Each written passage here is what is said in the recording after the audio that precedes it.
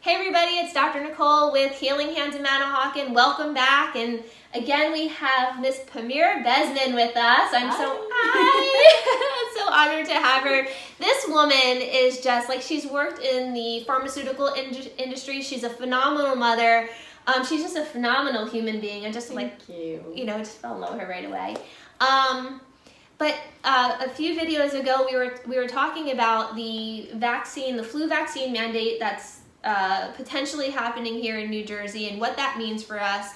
And Pamira brought up a really great topic, but really one of my questions is, for those of us who do have a religious exemption for vaccines, a legitimate religious exemption for vaccines, how would this bill affect us? And what do we need to know? Like, what do we need to do to know how to protect our religious freedom in this? Because I know for my family, this is key. This is huge for us. Right. It's huge for most people because this bill, if it should be successful in passing and becoming law, is going to be the first time in New Jersey that actually we would have to justify to somebody else what our religious tenets are. The wording in the bill about religious exemption goes as follows, and they make it sound like, oh, you still have the religious exemption and the medical exemption, don't worry, but it's not accurate because it significantly, severely limits and modifies both of them, and I want to talk about both of them. The religious exemption part is now the bill requires that if you do not wish to receive the flu shot every single year, as a condition for enrollment in any school in New Jersey from like age 3 up until your 20s, 30s into higher education, you must provide an explanation of why that particular flu shot interferes with your religious tenets. This is absolutely against the Constitution. It's against the New Jersey State Constitution. The New Jersey State Constitution says that your religion is between you and your higher power as your conscience dictates. You never have to explain to any higher source. That's right. There's no higher source than that. That's it. That's period. That's the end of the story. So now private schools can override your religious exemption, and they have an option to not accept it. But that's a different thing. You never have to sit down and argue with anyone. This one has dog kidneys and I'm a Muslim, and according to this section in my book, or I'm a Christian, or I'm a Jew, and according to the Torah, like, there is no such requirement. You never have to go through all that to explain to anyone. And the wording is also that it's for that vaccine. So that means that for every single flu shot, which there are many of them from different manufacturers, some of them are grown on dog kidneys, some of them are grown on chicken embryos, which are eggs, obviously. They have different ingredients. So you may find yourself in a situation where you have to explain every single one based on your religious tenets, and this is absolutely unconstitutional. We should fight this all the way to the end.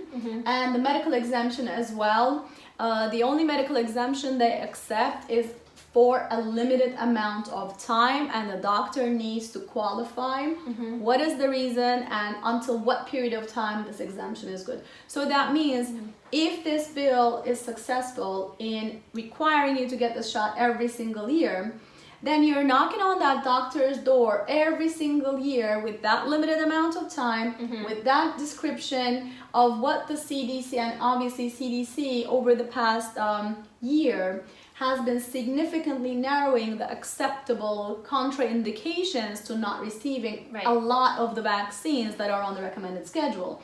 So now a lot of side effects, even if you've had a near-death experience, you may not even be able to obtain a medical exemption, and now you're going back to that doctor over and over and over again, and then these doctors are going to come under scrutiny if they're constantly writing these medical exemptions, which is what we're seeing in many other states, and these doctors are starting to get afraid. So it's a way of bullying the doctors, putting them into the doctors are afraid. An uncomfortable position that they have to choose between doing the right thing to protect the health of their patients versus protecting their licenses. That's true. So that's true. Bad bill all around. Assemblyman Conaway is the sponsor of the Assembly version, and then immediately after that, Senator Vitale came out with a companion bill for the Senate. We need to oppose both of these. You have to educate every single person you know, and if they want to get the shot, they can. That choice is there. We want to preserve that choice. Right. And we want to preserve the choice that when it's no longer good for you, you have to be able to say no to it without any repercussions. Absolutely, absolutely. I think that's a really good point, in that no matter where you are on the fence, whether you are totally pro-vaccination or anti-vaccination, you know, I think it's really important that we maintain our freedoms and our choice in this. I mean, this is our bodies, it's our children's bodies, and we should have every right to decide what we put into it and what we don't put into it. Yes. And it's that simple.